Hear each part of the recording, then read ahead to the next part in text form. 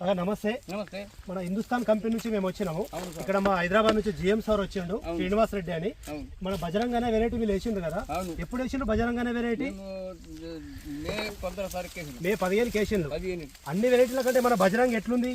చాలా బాగా మంచిది. కాయ సైజ్ ఎట్లుంది? కాయ సైజ్ కూడా పెద్దగా మంచిగా ఉంటుంది. ఏరటానికి కూడా ఎట్లుంది? ఏరటానికి కూడా అల్కగా పోతుంది. మంచి బుగ్గ కూడా మంచిగా అల్కగా వెళ్తుంది. ఇప్పుడు ఎన్నిసార్లు ఏరిండు మీరు? మేము ఇప్పుడు 3-4 సార్లు ఏరుకున్నాం.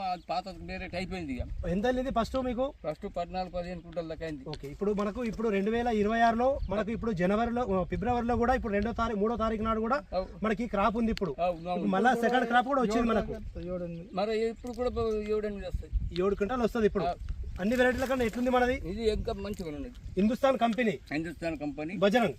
పెస్టిసైడ్స్ ఏమేమి వాడారు? పెస్టిసైడ్స్ బాగా వాడారా తక్కువ వాడారు? కొడుకులు చేస్తారు.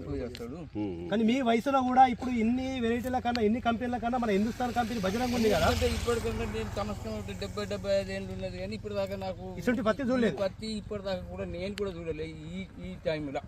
ఓకే, ఫిబ్రవరి, ఇప్పుడు జనవరి ఫిబ్రవరి మనకు 3వ తారీఖు నాడు కూడా ఈ క్రాప్ ఉంది. ఇప్పుడు ఇది ఓకే ఓకే, అన్ని వెరైటీల కన్నా మన హిందుస్థాన్ కంపెనీ వెరైటీ బాగుంది.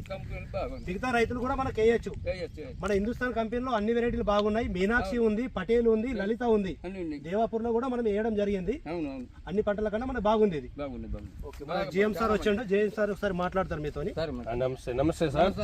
మీ మాజీ సర్పంచ్ గా మీ గ్రామంలో అందరూ రైతులు కూడా ఒక మంచి కార్యక్రమం చేసి మంచి రకాలు వచ్చినాయి. మనం అందరం ఇవి వాడుకుందాం. ఏవో చిన్న కంపెనీలు మహారాష్ట్ర ఎక్కడెక్కడ తెచ్చి వాడుకుంటా వల్ల దిగుబడులు రావు అని చెప్పండి. మీ రైతులకి మంచి చేయండి. మాకు అనుకున్న పంట వెరైటీ ఉన్నది కదా, చెప్పనే పడుతుంది. ఓకే ఓకే, నమస్తే. నమస్తే సార్. Okay, thank you.